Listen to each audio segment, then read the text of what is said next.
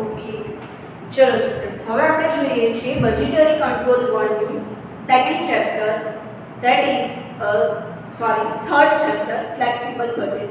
Cache budget chapter number 2 છે, એ આપણે recently જ કમ્પ્લીટ કર્યું, રાઈટ.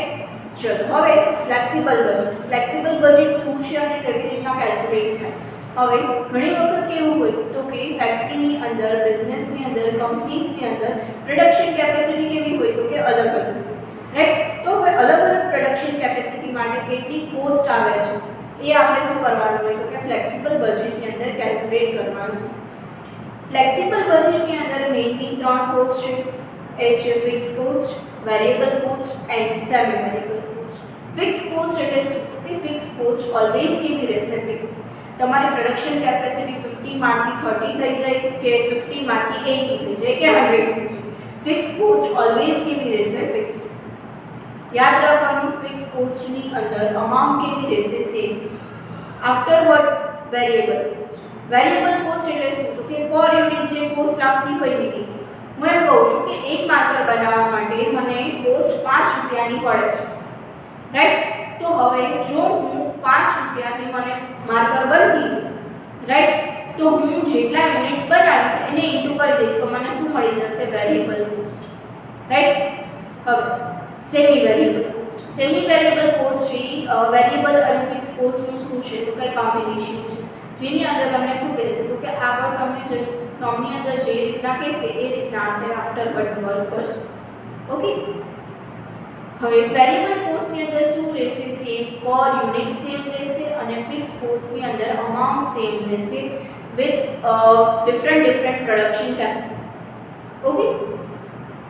તમને સમની અંદર તમારે ફોર્મેટ કઈ રીતનું પ્રિપેર કરવાનું છે કે સમની અંદર તમને અલગ અલગ પ્રોડક્શન કેપેસિટી આપી છે.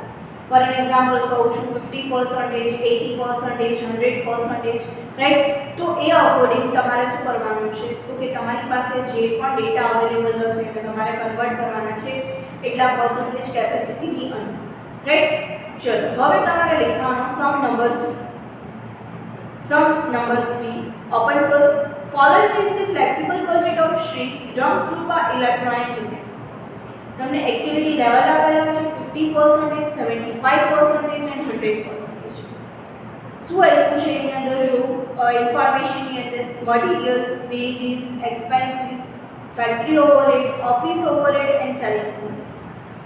તો તમને ક્વેશ્ચન થશે કે મેડમ આમાંથી અમને કેમ ખબર પડે કે આ ફિક્સ છે, આ વેરિયેબલ છે અને આ સેમી વેરિયેબલ છે, રાઈટ.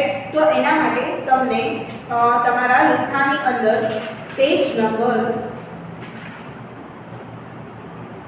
41 ઉપર છે ને ફ્લેક્સિબલ બજેટનું ફોર્મેટ જેવું આપેલું છે ઇલસ્ટ્રેશન 1 ની અંદર, રાઈટ. જેની અંદર તમે કહી શકો કે સૌથી પહેલા શું તો કે ફિક્સ કોસ્ટ, રાઈટ. તો કે ફિક્સ કોસ્ટની અંદર શું આવે તો કે મટીરીયલ અને લેબર કેવા હોય તો કે ઓલવેઝ ફિક્સ હોય, રાઈટ.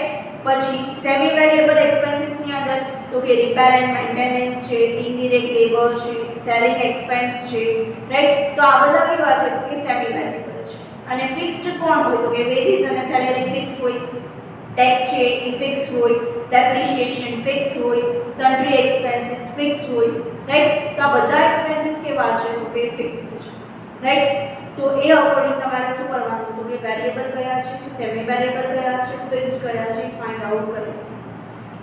એક બે સમ કરશો એટલે આઈડિયા આવી જશે, કોઈ ખાસ તમારે યાદ રાખવાની જરૂર નથી. ઓકે. હવે સમ નંબર 3 ની અંદર આવી જાવ પાછા. જો તમે શું કીધું છે ટેબલની નીચે, at present company works at 50% level of production.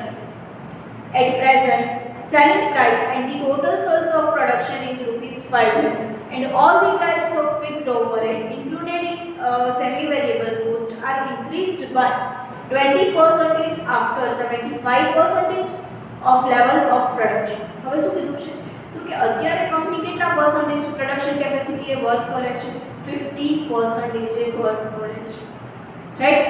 હવે 50% એમનું પ્રોડક્શન કેટલું છે તો કે 5 લાખનું પ્રોડક્શન છે. ઓકે. આગળ જો શું આગળ પેરેગ્રાફ આપ્યો છે, it is estimated that if the selling price is reduced by 5%, the company can increase its sales volume and hence the company can work at 60% and 80% level of production. Prepare a flexible budget at 60%, 80% level of production and find out the profit. Right? હવે તમને શું આપેલું છે કે તમારે ત્રણ level માટે work કરવાનું છે. 60%, 80% માટે તમારે શું કરવાનું છે તો કે પ્રોડક્શન ફાઇન્ડ આઉટ કરવાનું છે અને પ્રોફિટ છે ફાઇન્ડ આઉટ કરવાનો છે. Okay, done. Okay.